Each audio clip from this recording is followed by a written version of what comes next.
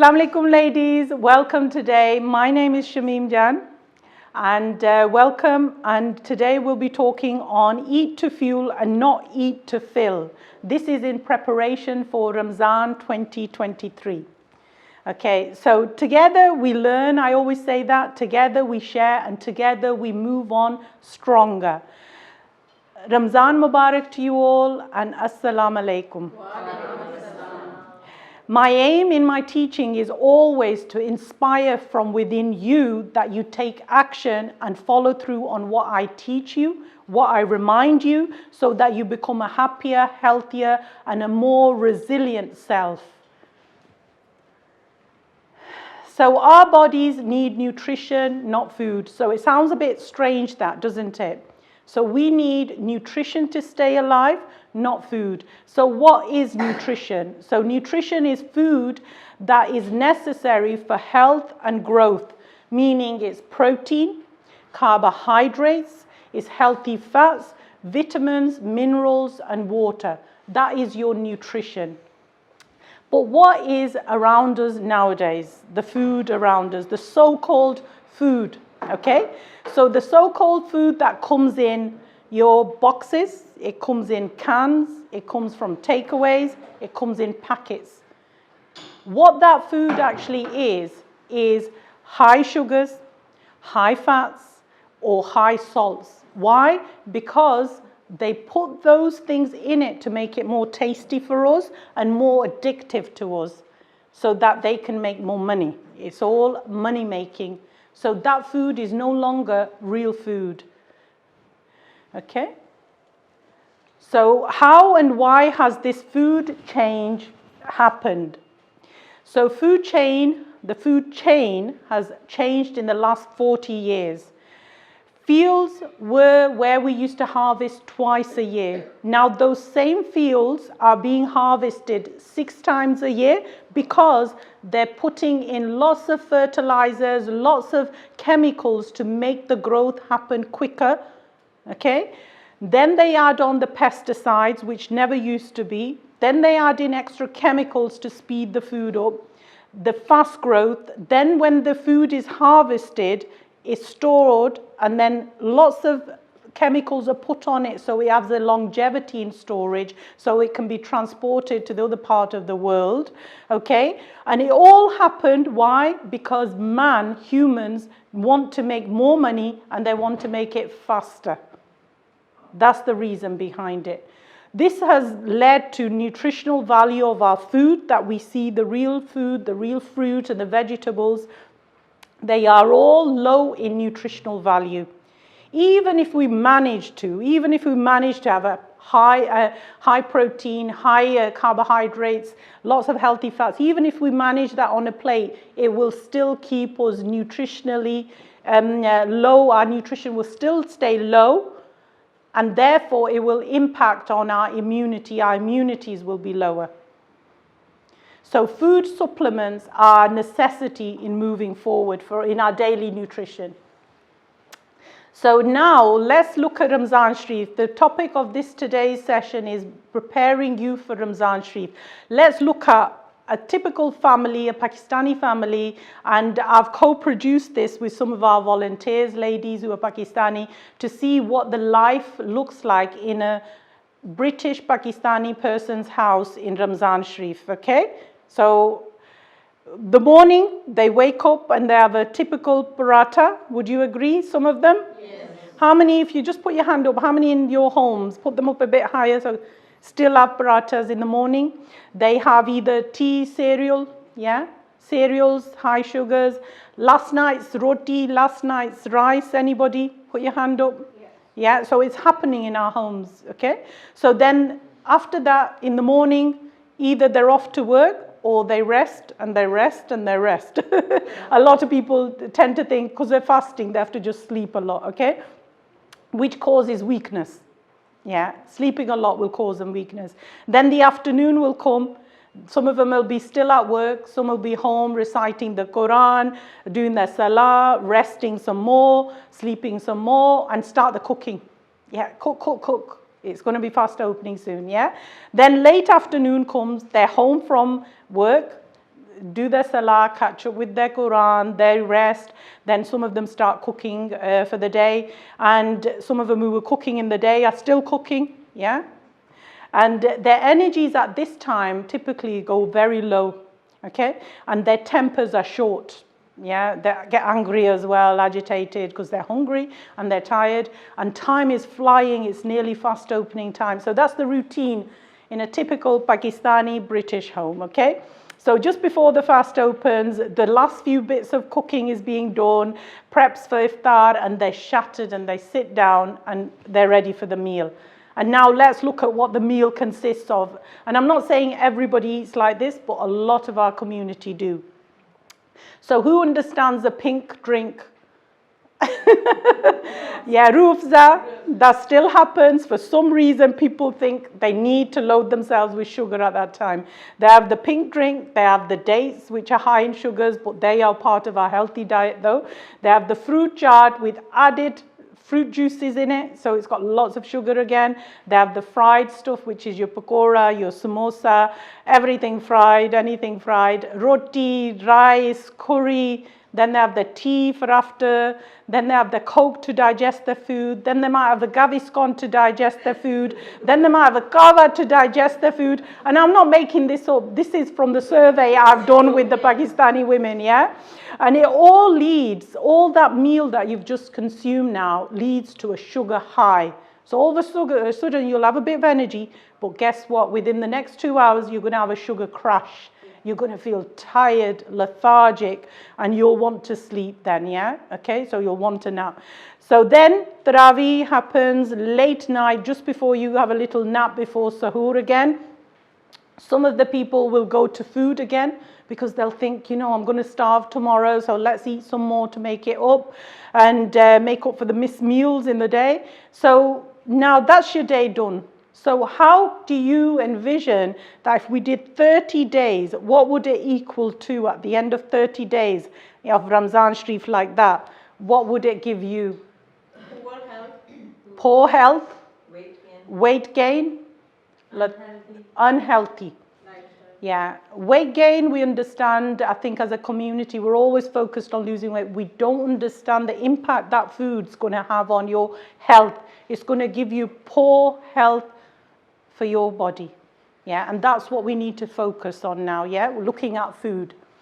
So now we've designed a health conscious Ramadan day, okay? So what's a health conscious? When you're preparing your food, you're going to think, what value is it going to give to me?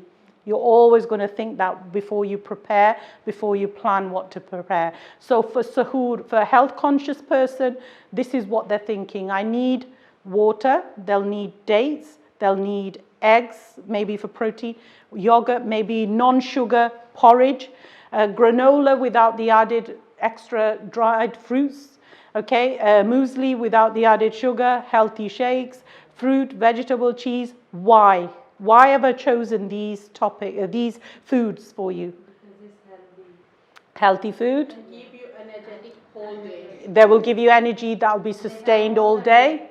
Nutrition. Protein, I like it, yeah. So you're saying the right things. It will give you the proteins that will give you sustained energy in the day, okay? And also it's nutrition. Your hydration, water, we will need it in the day. And some people, believe it or not, and I've had these conversations, they drink less water because that'll fill their tummy up because then they can't eat. What's Islam tell us? A third water, third air, and a third food. Okay, so we need to give room for air. We need to give room in our body for water. And again, being dehydrated, you'll always overeat anyway because your body will think it's hungry, but it's actually needing water. It's dehydrated. So those are the reasons we've chosen water for your hydration, dates for your energy, eggs for your protein, yogurt for your protein, and because we want to sustain that energy in the day, okay? So then the morning comes, so an ideal health conscious person, morning would be a short nap, then either somebody's gone to work, then the next thing is you get moving early in the morning. Don't be resting for too long. Why? Because again, the more you sit down and rest, the more your blood circulation doesn't flow, the more tired you'll feel, and then the vicious circle goes on. So you want to move your body, whether you go for a walk, whether you do some housework, something to get your body moving. Afternoon comes, you're reading your Quran if you're home, you're doing your salahs on time, you're keeping active, making sure you're not sitting for too long. You can have a short nap, Kailula, that will give you added energy for the day as well. You can volunteer in charities, work, take a short walk outside with nature, start a little bit of cooking prep. So why am I asking you to do these kind of things? For example, why get involved in charity, for example? Double swab, yes. More active as well over there. More active. You get more closer to Allah subhanahu wa ta'ala. And what's the aim of Ramzan Sharif? To build our relationship with the Quran, with Allah subhanahu wa ta'ala, and above, and when we do that, that is the pure essence of Ramzan Sharif, what it should give us, yeah? So focusing and being mindful of doing the things that we need to do in our daily life that will give us that connection to our Creator, give us that connection to the Quran, and that will lead us to be a better human out there, yeah? Okay, so afternoon comes, if you're home again, you're doing your salah. We've done that actually. So late afternoon, have a rest, take it easy. And rest is a healthy part of Ramzan Sharif as well, but knowing how much to rest, knowing when to rest, yeah? Doesn't mean you become a couch potato, but rest that you need to do some activities later, yeah? So pace yourself during the day, and then late afternoon you can bring in your cooking.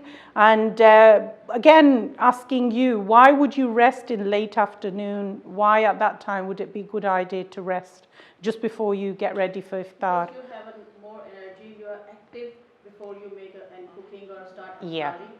So I think it's better. You reserve your energy, and then when it's iftar time, when it gets chaos, everything has to be done on time, then you start, yeah? Okay, so another thing. So moving on.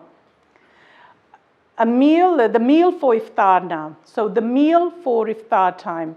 On a health-conscious family day, this is what it should look like. Okay, and this will give you the nutrition rather than just food.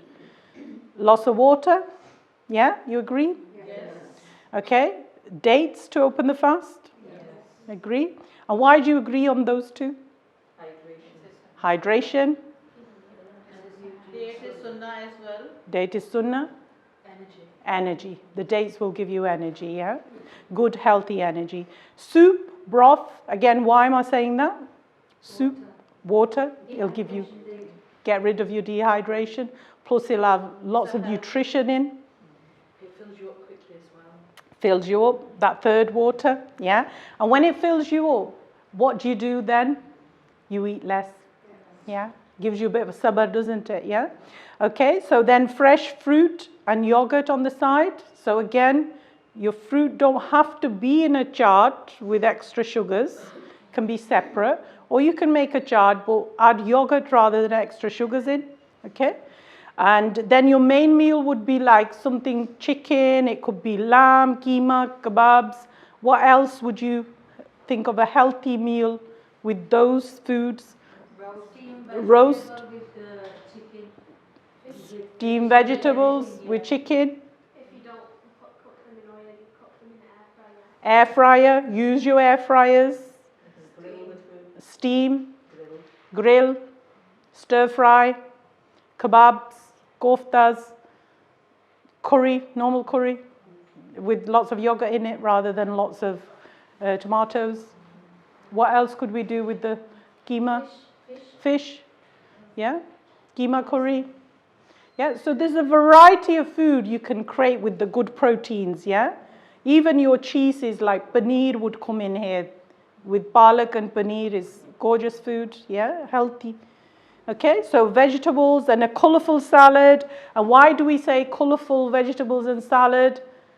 Every colour will provide you different nutrients for different part of your body. That's the beauty of a colourful vegetables and colourful salads. And a lot of our Pakistani homes, we tend to have cucumber and lettuce only. And even if you go to some takeaways, they'll only have those two as well, yeah? So try and make it colourful, it gives you more nutrition. Okay, so Tarawih time, you've done your Tarawihs, late evening, and an ideal Ramzan Sharif, this is your time to fill yourself up with water. Yeah, get your body hydrated. Water, water, water. And if you're still hungry, why have I put yogurt or fruit, do you think? When you sleep, you don't feel heavy, you feel lighter. Yeah, that's it. Anybody else? They'll release more water into your system as well. There you go, because it will have, your fruit's got water in it. Yeah, it will digest quicker and you're not sleeping on a full tummy of food, yeah, something light. So if we do 30 days of this eating, how would your body feel? Healthy. Lighter, healthy, stronger. That's it. And active, yeah. And the whole point, stronger spiritually, stronger bodily, emotionally. This is Ramzan. If we really focus on our diet, we can make it happen. So the ultimate achievement of fasting in Ramzan is to aim for, and I've got a list of these things, and this list comes from what our religion teaches, and also, believe it or not, what science is now proving to us. Yeah, so day by day, as you can see, science is proving and endorsing Islam's way of living, okay? So protection from obesity and protection from chronic diseases. It lowers, how many in our community need to lower their blood pressure, lower their cholesterol, lower their sugars? How many? Too many. Ramzan Sharif will help you do that. If you eat the right foods, if you do the right thing, improves your digestive system. Why? Because you're giving it a rest. For example, your fast will be nearly 12 hours, maybe plus this year, yeah? 12 hours, you're not eating anything, you're not drinking anything. So it gives a real good time for your digestive system to heal itself. It's true. Reduces stress. Fasting reduces stress, believe it or not, and it prevents cancer. And why the cancer at the moment, like you saw, a typical Pakistani British family's meal would be in the evening for iftar. It's loaded with sugar. Okay, so sugar has, now science has proved that there's 13 cancers that can form due to sugar. Yeah, sugar high in our food. So this is, it can prevent cancer if we get the food right. It assists in Alzheimer's, it enhances your willpower, creates alertness, uplifts the mood. Development of your own character, yeah, self-reflection, because you have so much spare time. Don't use it to be just sitting like a couch potato. Use it to read the right books, read the Quran, learn the Quran, what it actually means. Develop adaptability, because isn't it amazing that we, at the moment, we're eating, drinking all day, and then Ramzan Sharif comes, we change. How powerful is that? We are in control of our lives. If only we learn, you know, all the education, how to have a successful life. Okay, so cultivates love. Isn't it amazing in Ramzan Sharif? Everybody's happier. Isn't that true? We're all hungry, but we're so happy. Satisfied, yeah, content, and people are smiling more. So it's joyous. So there's a lot of love around, elevates the spirit. Develops the clarity of your mind, you know, and how many of you feel when you're fasting, clear mind? Yes. Yeah. Develops healthy lifestyle, you know, and it gives you the opportunity, you know, to shrink your stomach for 30 days. But then a lot of us, you know, some of us keep it going, but a lot of us, we ruin it on the Eid day, I think, by preparing tons of food, you know, and just overdoing it. And moral training, yeah, consciousness of life and death, which is so important. And especially nowadays, how many people, they're not necessarily old, there can be any age dying around us, you know, suddenly, yeah? So we should always take time out and contemplate on death, our death. Yeah, it's a good thing to do, it's a positive thing to do. And connection to the Holy Quran, a time to celebrate. So Ramzan Sharif is definitely, I believe, a time to celebrate that we can control our lives at any time. Yeah, if we have the willpower to do fasting for 12, 18 hours sometimes, we have the power to do anything we want. And the biggest message I want to give out is, your body is a amanat from God. God has given us a healthy, beautiful bodies. We need to take care of it, because we will be asked in Akhirah how you kept that amanat. We have to look after it. It's our duty. And there's no better time than Ramzan Sharif to start looking after our bodies and our minds. So that's it from me. Thank you very much, ladies. Let's make Ramzan Sharif 2023 the best Ramzan Sharif ever, inshallah.